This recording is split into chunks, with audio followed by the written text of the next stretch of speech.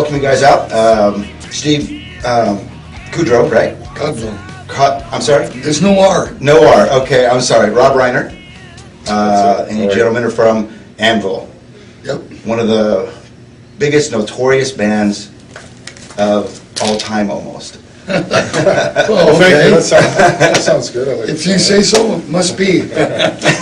So you guys have 14 albums today, not including any of the best of or anything like that. 14 studio albums. Pardon me?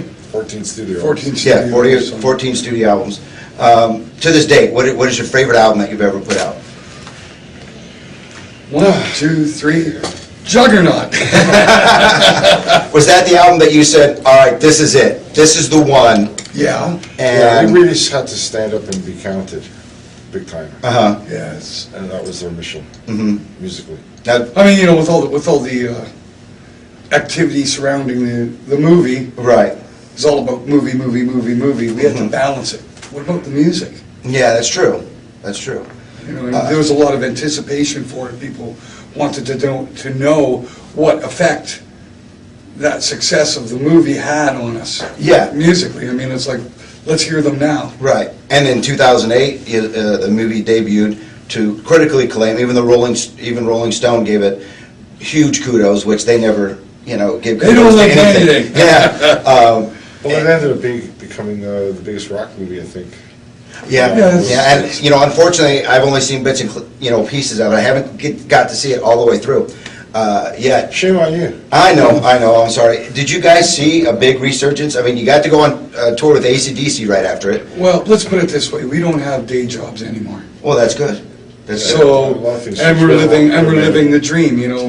Making a living from playing music and writing music. And Gosh. it's all about we got what we've been wanting for 35 years. Right.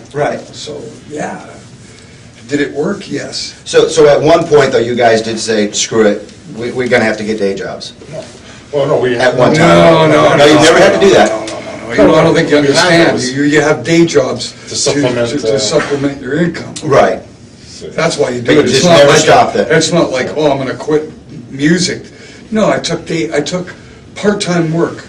Right. And heavy physical labor, particularly. Doing deliveries, everything from fish to. So you did some fish delivery. Yeah, I delivered, like 100-pound cases of salmon, taking them up and down stairs and stuff like that, keeping me in top physical condition. Right. It was like my morning workout Well, every day. Yeah, that's cool. And So, I mean, here I am at 55, I'm in still good physical wow, condition. 55. Wow. So, that's part of the reason. Life has balances. It's not something I'm bitter about or unhappy about or anything like that. It's just, that's the way it was dealt to me, so that I found a way to deal with it and make it work. Sure. So, at the same time, you see, I've got everything that everybody else would have from having a regular job. I own Right. a home, I have a family, so Right. I was able to do all those things, and I was not inhibited by my musical career, which didn't up until now pay the bills. Well, it's good that it's So doing everything that. was. So the movies really helped. I set up my life so that I could do music for my entire life. That's what I did. And what eventually happened was we got really lucky. Somebody from our past, and it has to do with the people we are. Right. It really comes down to that and karma. Right. Okay. Back in '82, we met this really excited young kid who walked into the change room in the Marquee Club in London, England, when we went over in the early '80s. He introduced himself as a drummer and a major fan. We immediately took a liking to the kid to the point where we found out he had relatives in Canada where we come from, and he started visiting us. I said, well, come out on the road. And through him, we got to do what we wish we had done. Right. If you understand what I mean. Like, Rob and I have been friends since 1973, so you go see High school friends. Yeah, high school friends. So you go see bands. You always wish that you could meet the guys. This was a kid that was like, wow, he's getting to meet his favorite band. So we knew what that felt like, and we just went with it. And we really, became very close with him for a few years, Mhm. and he disappears. Don't know what happened. Well, what happened was ended up going to university, ending up in the California Film School and stuff. So he and ended up became a writing for spiel. you. Yeah, well, Writing for you, correct? yeah, well, he wrote it for us. But I'm just saying Uh-huh. that after that period of time, of course, he was a teenager. He just disappeared. Right. Went off to university, got his degrees, ended up in film school, ended up becoming a screenwriter, Uh-huh. and wrote the movie The Terminal for Steven Spielberg. I didn't know he did that. So he became really successful, unbeknown to us, of Right. course. In 2005, of course, we're talking 25 years later, Mhm. I got an email from him. Just out of the blue. Out of the blue. And here we've been wondering. For what years, happened to for him? years, what happened to him? Right. Now his name is Scott. Sasha Gervasi. Oh, okay, I'm Since sorry. he used to be called Teabag. Yeah, we I'm not going to ask why. I can tell you why. It's real simple.